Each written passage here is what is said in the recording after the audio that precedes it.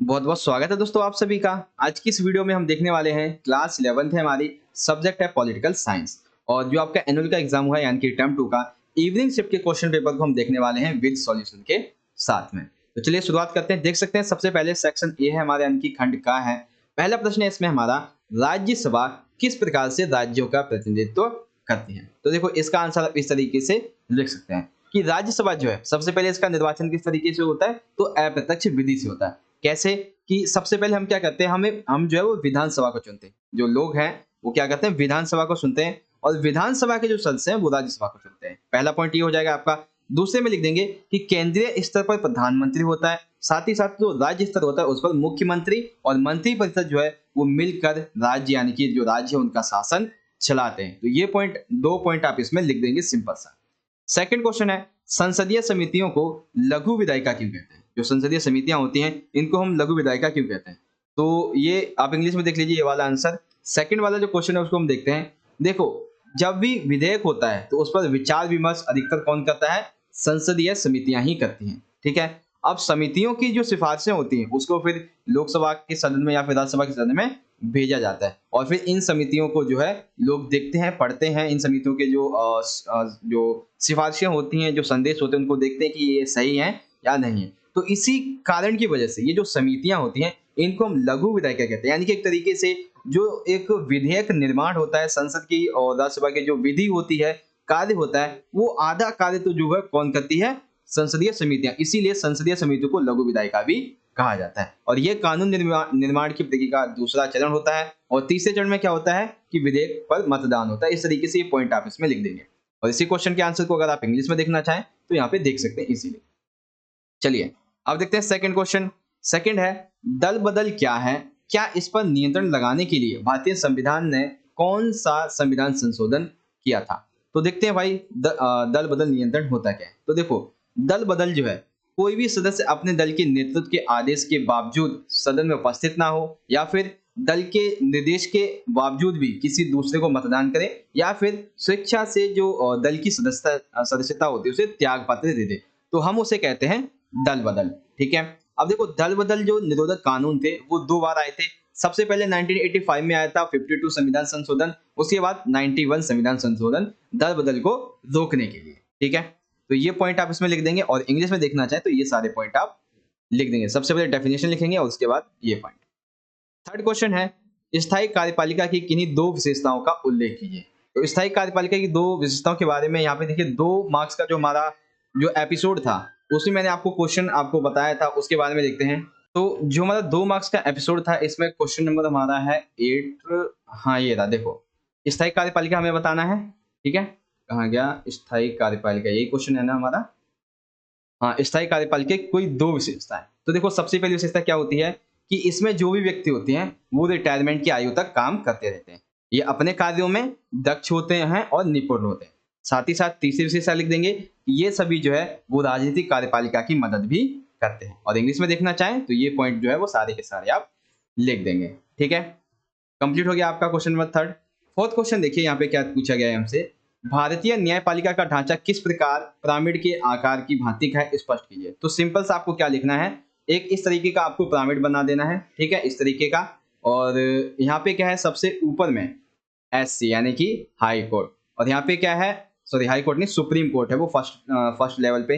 Second पे क्या है, सेकंड पे है हमारी हाई कोर्ट। ठीक है, एंड देन नीचे आती है डिस्ट्रिक्ट कोर्ट और सबसे जो लास्ट में आती है वो आती है सब कोऑर्डिनेट यानी कि अधीनस्थ जिसे आप कहते हैं। तो ये होती है न्यायपालिका की पिरामिड रूपी संरचना। ठीक है, आपको ये डायग्राम बना देना था या फिर डायग्राम बना के जो नाम है वो लिख देने थे इस तरीके से। ठीक है, क्वेश्चन नंबर फिफ्थ देखिए, न्यायिक पुनरावलोकन की शक्ति सर्वोच्च न्यायालय की महत्वपूर्ण शक्ति है, कैसे वर्णन कीजिए। तो सिंपल सा आपको क्या करना है, जो न्यायिक पुनरावलोकन की शक्ति है इसका आपको वर्णन करना है। तो चलिए देखते हैं इसका आंसर हमें कहाँ पे देखने को मिलेगा। तो 2 मार्क्स में ही हमारा जो एपिसोड था 2 मार्क्स का, इसी में ही आपको क्वेश्चन नंबर 10 देखने को मिलेगा। नीचे की तरफ मैं आपको दिखाता हूँ, यह था हमारा क्वेश्चन नंबर 10, न्यायिक पुनरावलोकन है क्या। तो न्यायपालिका के द्वारा जो भी निर्णय लिया जाता है वो उसकी पुनर्जांच कर सकता है। सर्वोच्च न्यायालय जो है वो किसी भी कानून की संवैधानिक जांच कर सकता है। यदि उसे लगता है कि ये कानून संविधान के प्रावधानों के विपरीत है तो उसे जो है अघोषित यानी कि संवैधानिक गैर संवैधानिक भी घोषित कर सकता है। अगर उसे लगता है कि कोई भी अधिकार जो है वो मूल अधिकारों के विपरीत है तो उस कानून को निरस्त भी कर सकती है। तो ये पॉइंट जो वो न्यायिक पुनर्विलोकन में आप लिख देंगे और ये जो शक्ति है वो काफी महत्वपूर्ण है, क्योंकि जब संविधान में कोई प्रावधान है उसे गलत ठहराना बहुत एक अहम काम होता है, बहुत महत्वपूर्ण काम होता है। तो ये चीज वो न्यायपालिका का एक कह सकते हैं कि पुनर्विलोकन जो है वो बहुत अहमपूर्ण शक्ति है। अब इसको मैं आपको थोड़ा सा इंग्लिश में दिखा देता हूँ। यहाँ पे ये रहा इंग्लिश में, ठीक है। तो इंग्लिश में आप इसे इजीली इस तरीके से लिख देंगे। अब देखो यहाँ पे अगला क्या है कि सर्वोच्च न्यायालय की सलाहकारी शक्ति से आप क्या समझते हैं, क्या यह बाध्यकारी शक्ति होती है। तो देखो यहाँ पे सैंपल पेपर जो मैंने फर्स्ट डाला था कल के दिन, और इसमें हमारा जो क्वेश्चन नंबर है, हाँ, सलाह संबंधी क्षेत्राधिकार, ये देखिए यहाँ पे लिखा हुआ है कि सलाह संबंधी क्षेत्राधिकार का मतलब ये होता है कि चाहे भारत का राष्ट्रपति हो या भारत का प्रधानमंत्री हो, ठीक है, दोनों ही अगर जो न्यायपालिका होती है उसे किसी विषय के बारे में या फिर कोई उसे नियम भेजते हैं, कोई कानून भेजते हैं, उसे सलाह मांगते हैं, ठीक है, या फिर उसे कोई आदेश देते हैं, तो यहाँ पर जो सर्वोच्च न्यायालय है उसका ये मतलब हो जाता है, उसके पास ये अधिकार है कि वो चाहे तो इस सलाह को माने या ना माने, ये उसकी मर्जी है। अब यहाँ पे क्या कहा गया है दूसरा पॉइंट में कि क्या ये बाध्यकारी है, बिल्कुल भी नहीं। ये जो सलाह संबंधी अधिकार है ये बाध्यकारी नहीं है, ये स्वतंत्र है, चाहे तो सर्वोच्च न्यायालय माने या ना माने, ये उसकी स्वतंत्रता है, सिंपल सा, ठीक है। क्वेश्चन नंबर 7 है, स्वतंत्रता मानव समाज की मूलभूत प्रवृत्ति है, उपयुक्त उदाहरण की सहायता से कथन को स्पष्ट कीजिए। तो देखिए इसका आंसर तो आप जो है वो अपना थोड़ा सा थिंकिंग करेंगे तो भी आसानी से लिख देंगे। देखो स्वतंत्रता सबसे पहले होता क्या है, तो स्वतंत्रता का मतलब क्या हो जाएगा कि हर एक व्यक्ति जो भी समाज में रहता है उसे थोड़ी सी आजादी मिले। थोड़ी का मतलब क्या है कि वो बोल सके, ठीक है, इधर उधर घूम सके, कहीं भी आ जा सके, व्यापार कर सके, ठीक है, किसी भी धर्म को अपना सके। तो जब वो स्वतंत्र होगा, ठीक है, तब वो अपना विकास भी कर सकेगा, ठीक है, उसके अंदर जो प्रतिभा है, जो उसका गुण है, जो योग्यताएं हैं, उसके तहत उसकी जो मूलभूत आवश्यकताएं हैं उनकी प्राप्ति कर सकेगा। राज्यों को भी ये देखना चाहिए कि भाई जो लोग हैं वो हमारे मतलब हमारे राज्य के जो लोग हैं क्या उनके पास मूलभूत आवश्यकताएं हैं या नहीं है, तो उनको क्या कैसे अवसर प्रदान कर सकते हैं। तो ये सारी चीजें जो है वो स्वतंत्रता जो है एक मानव समाज की मूलभूत प्रवृत्ति है, ऐसे आप लिख देंगे, ठीक है। कैसे लिखेंगे पॉइंट, सबसे पहले लिख देंगे कि व्यक्ति जो है वो पूर्ण रूप से स्वतंत्र होना चाहिए, ठीक। साथ ही साथ अगर वो स्वतंत्र होगा तो वो अपना जो विकास है विकास कर पाएगा, ठीक है। और एक सेकंड, ये क्या लिख रहा हूँ, हाँ, इस तरीके से स्वतंत्र होगा, साथ ही साथ विकास कर पाएगा, उसकी सोच जो है वो सकारात्मक बनेगी, और राज्य के प्रति एक तरीके से कह सकते हैं कि आदर का भाव आएगा। और भी बहुत सारे पॉइंट जो है वो आप लिख सकते हैं कि अगर मनुष्य जो स्वतंत्र होगा तो वो देश के लिए अच्छा काम करेगा, ऐसा सारी चीजें जो पॉइंट आप लिख देंगे, ठीक है। 8 क्वेश्चन है हमारा कि समाजवाद क्या होता है, राम मनोहर लोहिया का कोई एक समाजवादी आदर्श बताइए। तो देखो समाजवाद क्या है, क्वेश्चन नंबर 8 है हमारा। समाजवाद जो है वो असमानताओं के जवाब में उपजे कुछ राजनीतिक विचारों का समूह है। देखो ये खास करके वे असमानताएं होती हैं जो औद्योगिक पूंजीवादी अर्थव्यवस्था से पैदा होती हैं और बाद तक बनी रहती हैं। समाजवाद का मुख्य सरोकार होता है वर्तमान में जो असमानताएं फैली हुई हैं उनको न्यूनतम करना और संसाधनों का महत्वपूर्ण बंटवारा करना, ठीक है। अब देखो इन्होंने जो 5 तरह की असमानताओं की पहचान की थी, कौन कौन सी। एक है स्त्री पुरुष असमानता, ठीक है, चमड़ी के रंग की आधारित असमानता, जातिगत असमानता, कुछ देशों ने अन्य औपनिवेशिक शासन और मतलब कि कुछ देशों पर जो अन्य औपनिवेशिक शासन है वो, और निसंदेह आर्थिक असमानता, ठीक है। तो ये सारी चीजें जो है वो राम मनोहर लोहिया जी के द्वारा कही गई थी। तो समाजवाद क्या है, उसके आदर्श क्या है, ये सारी चीजें आप यहाँ पे इजीली लिख देंगे। तो 8 क्वेश्चन कंप्लीट हो गया। अब देखिए सेक्शन बी की बात कर लेते हैं। तो सेक्शन बी में देखिए सबसे पहला प्रश्न है संसदनात्मक एवं यानी कि एक तरीके से पार्लियामेंट्री एंड प्रेसिडेंटल यानी कि जो अधिष्ठात्मक कार्यपालिका है इसमें कोई 4 आपको अंतर बताने हैं। तो हमारा 4 मार्क्स का जो एपिसोड था मैं आपको दिखाऊं, ये रहा। इसमें सबसे आखिरी जो क्वेश्चन था इसमें हमने देखा था सबसे पहले संसदीय व्यवस्था देखेंगे, उसके बाद जो आपका दूसरा पॉइंट है यहाँ पे अधिष्ठात्मक, इसको देखेंगे। तो संसदीय व्यवस्था में क्या होता है कि जो कार्यपालिका होती है वो विधायिका या फिर जनता के प्रतिनिधियों के प्रति उत्तरदायी होती है, नियंत्रित होती है। देश का प्रमुख यानी कि औपचारिक प्रमुख राजा हो सकता है या फिर राष्ट्रपति, दोनों ही हो सकते हैं। प्रधानमंत्री सरकार का प्रमुख होता है, और जो मंत्री परिषद है वो तभी अस्तित्व में आती है जब प्रधानमंत्री जो है अपने पद की शपथ ग्रहण करता है। उदाहरण जर्मनी, इटली, जापान, इंग्लैंड और पुर्तगाल। तो यहाँ पे 5 ये एग्जांपल्स हो गई। अधिष्ठात्मक में क्या होता है कि देश का एवं सरकार का दोनों का ही प्रमुख कौन होता है, राष्ट्रपति। और राष्ट्रपति का जो चुनाव होता है वो आमतौर पर जनता के द्वारा प्रत्यक्ष मतदान विधि से होता है। राष्ट्रपति विधायिका के प्रति जवाबदेह नहीं होता है। इसके उदाहरण है अमेरिका, ब्राजील, लैटिन अमेरिका। ठीक है, तो ये सभी पॉइंट्स जो है वो आप यहाँ पे इजीली एक्सप्लेन कर देते हैं। ठीक है, समझ में आ गया आप सभी को। क्वेश्चन नंबर 10 देखिए क्या है कि समानता की स्थापना के हेतु किस प्रकार के जो प्रयत्न हैं वो हमें अपनाने चाहिए, उपयुक्त तर्क के सहित आंसर दीजिए। तो देखो जो हमारा सैंपल वो फर्स्ट था, इसी में हमारा क्वेश्चन नंबर था 13। मैं आपको दिखाता हूँ। क्वेश्चन नंबर है हमारा 13, नीचे आना पड़ेगा जल्दी से, एक सेकेंड। 13, हाँ देखो ये रहा 13 क्वेश्चन। समानता के हाँ, समानता को बढ़ावा कैसे दिया जाए, एक तरीके से ये प्रश्न वही है। ठीक है, क्या प्रश्न है कि समानता की स्थापना के हेतु किन प्रयत्नों की आवश्यकता है, तो एक तरीके से बढ़ावा देने के उपाय है यहाँ पे।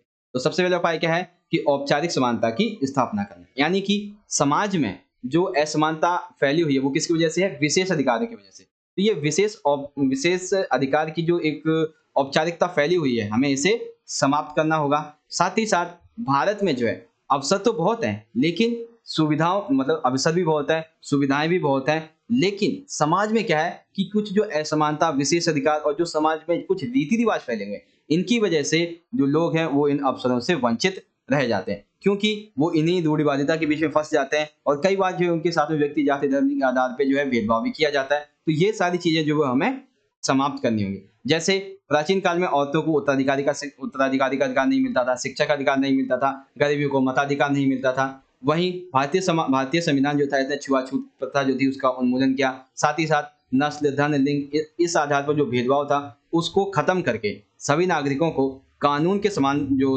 एक बर्ताव का सिद्धांत है उसके अकॉर्डिंग लेके आए। और इसमें दूसरा सिद्धांत आता है हमारा विभेदक बर्ताव, यानी कि कभी कभी हमें ये देखना पड़ता है कि हम जो है वो एक जैसे लोगों के साथ एक जैसा व्यवहार कर रहे हैं, लेकिन कभी कभी ये देखना कि वो हमारे संसाधनों का सही से उपयोग कर रहे हैं या नहीं, उनके साथ हमें थोड़ा अलग तरीके से व्यवहार करना पड़ता है। जैसे कि विकलांग जो लोग हैं उनके लिए हमें विशेष जो ढलान वाले क्षेत्र होते हैं, सार्वजनिक स्थान, वहाँ पे ऐसे क्षेत्र बनाने चाहिए, ऐसे एरिया बनाने चाहिए जहाँ पे वो आसानी से चल सके, यानी कि उनका जो व्हील चेयर हो है वो चल सके। कॉल सेंटर में काम करने वाली जो महिला है उसको घर से आते जाते समय जो है सुरक्षा देनी चाहिए। तो ये सभी पॉइंट्स जो हैं वो आप इसमें लिख देंगे क्वेश्चन नंबर 10 में। ठीक है, कंप्लीट हो गया आप सभी का। अब देखो इसको इंग्लिश में समझिए, तो establishment of formal equality and equality by differential treatment. अब देखो यहाँ पे एक आता है आपका चित्र ये है आपका, और यहाँ पे चित्र आपको अगर शायद सही से ना दिख रहा हो तो मैं आपको बता दूं, ये जो है वो मतलब कि एक तरीके से कह सकते हैं संसद में धन जो आवंटन किया जा रहा है उसके बारे में कहा गया है। ठीक है, तो पहला क्या है कि उपरोक्त कार्टून जो है वो क्या दर्शाता है, तो उपरोक्त कार्टून जो है वो ये दर्शाता है, मैं आपको दिखाऊं तो देखो उपरोक्त कार्टून जो है वो ये दर्शाता है कि संसद के द्वारा विभिन्न मंत्रियों को धन आवंटन करना। संसद किस प्रकार से वित्तीय तौर पर कार्यपालिका पर नियंत्रण रखती है, तो सबसे पहला कि कार्यपालिका के द्वारा जो खर्चे किए गए उसका हिसाब किताब रखती है। साथ ही साथ जो धन मांगा गया है, ठीक है, मांगे गए धन के जो कारण है उनको सचेत करती है कि क्या ये पैसा सही जगह जा रहा है या नहीं जा रहा है। संसदीय नियंत्रण के किन्हीं दो साधनों को बताइए, तो सबसे पहले तो वाद विवाद के द्वारा, द्विसदनीय व्यवस्था के द्वारा, दल बदल कानून के द्वारा। उसके बाद है उपरोक्त में से किसी एक राजनेता की पहचान करें। तो गाइस जहां तक मुझे लगता है इसको लेके मैं भी श्योर नहीं हूँ। ठीक है, तो आप मुझे इसका आंसर जो है वो कमेंट बॉक्स में जरूर बताइएगा कि क्या मैं सही हूँ या गलत हूँ, कि ये जो एक नेता है उनको हम जवाहरलाल नेहरू जी के नाम से भी जान सकते हैं। ठीक है, ये जो एक व्यक्ति है यहाँ पे चश्मा लगा के और जो बैठे हुए हैं, ये मेरे हिसाब से जो मुझे लगता है ये नेहरू जी है। ठीक है, अगर आपको कोई और लगते हैं तो कमेंट बॉक्स में जरूर बताइएगा। ठीक है, अब चलिए अगला देख लेते हैं सेक्शन नंबर सी। और सेक्शन नंबर सी में क्या है हमारा, देखो गरिमापूर्ण जीवन जीने हेतु स्वतंत्रता नितांत आवश्यकता मूल्य है। यही कारण है कि खास स्थिति में उचित प्रतिबंध स्वतंत्रता पर लगाए जाए। इस कथन के संदर्भ में जॉन स्टुअर्ट मिल के हानि सिद्धांत का वर्णन कीजिए। तो सिंपल सा हमें ये बताना है कि हानि का सिद्धांत आखिर होता है। तो 12 की अगर हम बात करें तो हमारा जो सैंपल पेपर नंबर 4 है ये वाला, इसमें जो हमारा क्वेश्चन नंबर है, मैं आपको दिखाऊं क्वेश्चन नंबर 4, मुझे होम पे जाना पड़ेगा। हाँ, क्वेश्चन नंबर 4 इसमें मिलेगा हमको, एक सेकेंड, इसमें भी देख सकते हैं और इसको 4 मार्क्स में हमारा क्वेश्चन नंबर 4 है उसे भी हम यहाँ पे देख सकते हैं। जैसे कि एक सेकेंड, क्वेश्चन नंबर 4 देखो ये रहा हानि के सिद्धांत का वर्णन। तो इस तरीके से लिखेंगे कि जॉन स्टुअर्ट मिल जो थे इन्होंने अपने निबंध ऑन लिबर्टी में स्वतंत्रता के राजनीतिक विचार को जो था हानि सिद्धांत कहा था। ठीक है, हानि सिद्धांत का मतलब ये है कि किसी के कार्य करने की अगर जो स्वतंत्रता है उसमें कोई प्रतिबंध लगाया जा रहा है, चाहे व्यक्तिगत रूप से या सामूहिक रूप से, तो उसका एक इकलौता लक्ष्य होता है आत्मरक्षा। ठीक है? और साथ ही साथ किसी भी समाज में, किसी भी व्यक्ति की, किसी भी सदस्य, किसी भी समूह के साथ में उसकी जो स्वतंत्रता है, उसके खिलाफ कोई शक्ति का औचित्यपूर्ण उपयोग किया जा रहा है, तो इसका मतलब है इकलौता आत्मरक्षा होता है, साथ ही साथ किसी दूसरे को हानि से बचाना भी होता है। तो जेम्स मिल ने हानि के सिद्धांत को व्यक्ति के जो कार्य हैं, उसमें हस्तक्षेप के लिए एक अकेला प्रभावी कार्य जो है, मतलब जो कारक है उसके रूप में स्वीकार किया है। इन्होंने अंतर स्पष्ट किया है, पद संबद्ध कार्य जिसका प्रभाव सिर्फ कर्ता पे पड़े, सॉरी स्वयं संबंध है, स्वयं संबंध यानी कि जिसका संबंध स्वयं से यानी कि कर्ता पर पड़े, पद संबंध जो कर्ता के अलावा अन्य लोगों पे पड़े।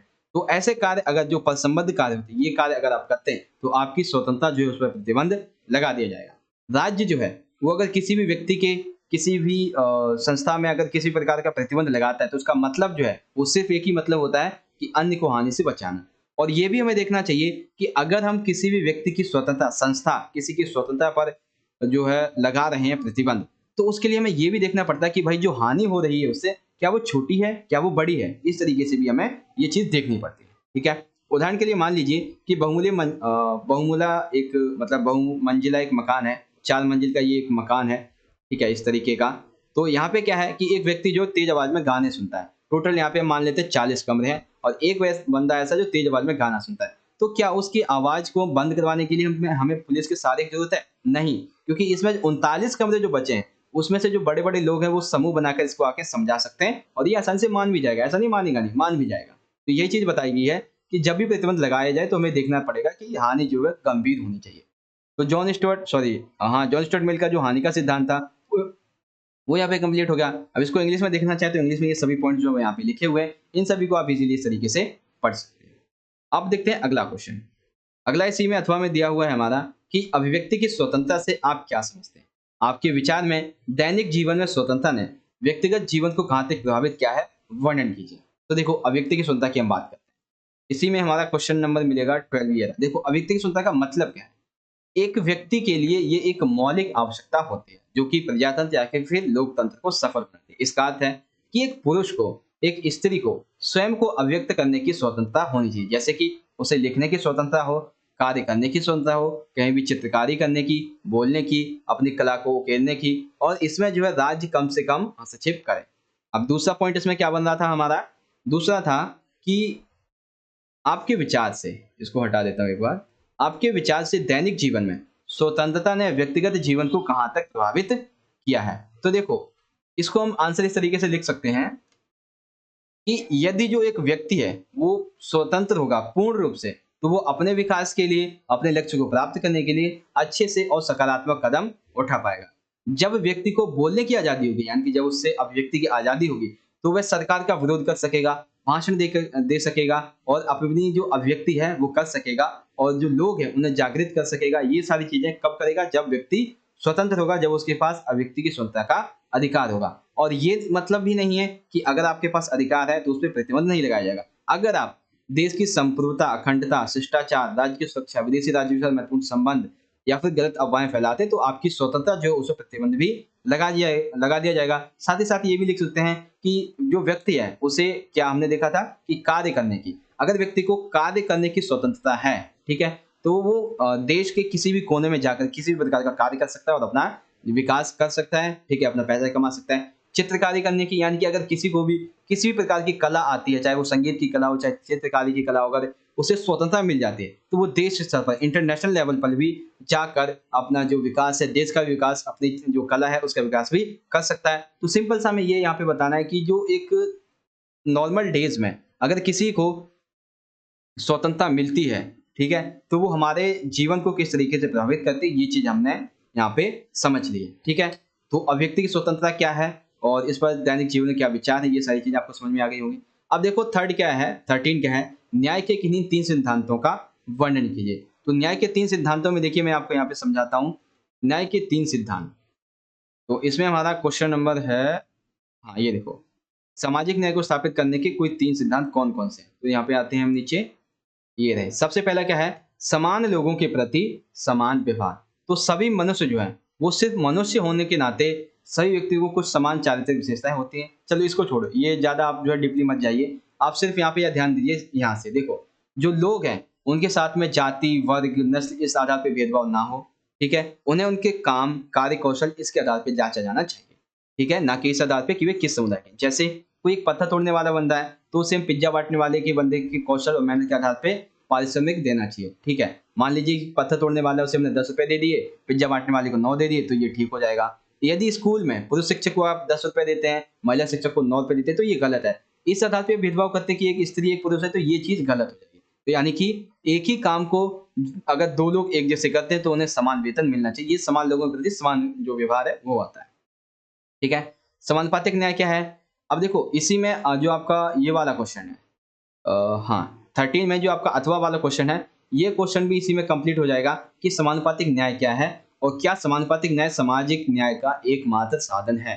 तो देखो जब आप जो इस पहले का लिखेंगे न्याय के 3 सिद्धांतों का, तो आप इसमें ये जो तीनों पॉइंट है, एक सेकेंड, हाँ ये तीनों पॉइंट जो है समानुपातिक न्याय और समान लोगों के प्रति समान व्यवहार और विशेष जरूरतों का विशेष कार्य, ये तीनों लिखेंगे। लेकिन जब आप क्वेश्चन लिखेंगे समानुपातिक न्याय क्या है और क्या समानुपातिक न्याय सामाजिक न्याय का एकमात्र साधन है, तब आप कैसे लिखेंगे? तब देखो आप जो है, एक सेकेंड, हाँ तब आपको क्या करना होगा कि आप लिखेंगे ये तीनों ही, ठीक है, आपको लिखने ये तीनों ही पड़ेंगे। लेकिन उससे पहले आपको क्या करना पड़ेगा, जो अथवा वाला प्रश्न है, अथवा वाले प्रश्न में आपको समानुपातिक जो न्याय है उसकी आपको परिभाषा दे देनी है, सिंपल सी, ठीक है, कि समानुपातिक न्याय जो है वो आखिर होता क्या है। और बाकी ये पॉइंट्स जो है वो आपको दोनों में ही सेम टू सेम लिखने हैं, याद रखिएगा, ठीक है। तो देखो समानुपातिक न्याय क्या हो जाएगा कि कई बार जो है वो किस बहुत सी स्थितियां ऐसी होती है जब अगर आप किसी के साथ समान बर्ताव का सिद्धांत जो है वो अपनाते हैं तो ये गलत हो जाता है। कैसे? मान लीजिए परीक्षा में शामिल होने वाले जो विद्यार्थी हैं उन्हें आप बराबर अंक दे देते हैं, तो ये चीज गलत हो जाती है, ठीक है। और प्रत्येक विद्यार्थी जो है वो उसे उसकी मेहनत, उसे उसके कार्य कौशल इस आधार पे अंक मिलने चाहिए, ना कि इस आधार पे कि वो जो है मतलब सभी व्यक्ति एक जैसे हैं तो हमने उसे नंबर दे दी, नहीं ये गलत होगा। उन्हें उनकी मेहनत, उनके कार्य कौशल इस आधार पे अंक मिलने चाहिए। समाज में न्याय के लिए समान बर्ताव का जो सिद्धांत है वो समानुपातिक न्याय के सिद्धांत के साथ उसका जो संतुलन बैठाना ये काफी जरूरी है। अब किसी भी व्यक्ति को उसके वांछित मेहनत, कौशल, संभावित खतरे इस आधार पे ध्यान रखते हुए हमें पारिश्रमिक जो है उसे देना चाहिए। अब तो ये तो हो गया पारिश्रमिक किस तरीके से दें। अब देखो यहाँ पे एक और पॉइंट है विशेष जरूरत का विशेष ज्ञान, यानी कि दो तो हमने देख लिए कि समान लोगों के प्रति समान व्यवहार और समानुपातिक न्याय। तो इसके अलावा भी जो पॉइंट है कि जब आप पारिश्रमिक जो है जो कर्तव्य है उनका जब वितरण कर रहे हो तो हमें विशेष जरूरतों का ख्याल भी रखना पड़ता है। जैसे कि कई बार क्या होता है कि विकलांगता वाले जो लोग होते हैं, ठीक है, उनके उनके साथ में थोड़ा असमान तरीके से, यानी कि उनके साथ विशेष सहायता के साथ में हमें उनसे जो है काम लेना पड़ता है, यानी कि हमें जो है उनके साथ थोड़े विशेष अधिकार के साथ में पेश आना पड़ता है। साथ ही साथ संविधान में बात करें तो अनुसूचित जाति, अनुसूचित जनजाति ऐसे लोगों को सरकारी नौकरियों में, शैक्षणिक संस्थानों में दाखिले के लिए आरक्षण का प्रावधान किया गया है। तो ये सभी पॉइंट्स जो हैं वो आप दोनों क्वेश्चन में लिखेंगे। बस रहती है कि अथवा वाले प्रश्न में आपको समानुपातिक न्याय की जो परिभाषा है उसको भी आप लिख देंगे, ठीक। तो कंप्लीट हो गया आपका इस तरीके से। तो यहाँ पे जो है हमारा क्वेश्चन पेपर का जो सॉल्यूशन है वो कंप्लीट हो जाता है। एंड आई होप कि आप सभी को जितने भी क्वेश्चन आंसर यहाँ पे करवाए गए हैं वो अच्छे से समझ में आ गए होंगे। गाइस आपको वीडियो अच्छी लगी हो तो लाइक करें, और जहाँ तक मुझे लगता है कि ये क्वेश्चन पेपर जो है वो थोड़ा सा आपके लिए डिफिकल्ट हो सकता है क्योंकि इसमें कई क्वेश्चन ऐसे हैं, तकरीबन मैं आपसे बात करूँ तो 3 से 4 क्वेश्चन ऐसे हैं जो शायद ही बहुत कम बच्चे ऐसे होंगे जिनको समझ में आए होंगे और जिनका आंसर मैंने आपको समझा भी दिया है। तो मतलब एक तरीके से कह सकते हैं कि 7 से 8 मार्क्स की अगर हम बात कर लें तो ऐसे क्वेश्चन है जो आपको शायद ही आपने पहले पढ़े हो, ठीक है। तो क्वेश्चन पेपर तो ऐसा ही होता है भाई, कभी भी कहीं से भी आ सकता है कुछ भी। हम वो तो है नहीं कि हमने सैंपल पेपर जो है इस तरीके से बनाया हो कि भाई सारा जो है उसी में से आ जाएगा, ऐसा नहीं होता है। बस जो है हाँ ये इंपॉर्टेंट है, ये आ सकता है, ऐसा सीन होता है, ठीक है। तो आई होप आप समझ गए होंगे। तो मिलेंगे बच्चों आपसे अगली वीडियो में, तब तक के लिए आप पढ़ते रहें और अपना ख्याल रखिएगा। धन्यवाद। जय हिंद, वंदे मातरम।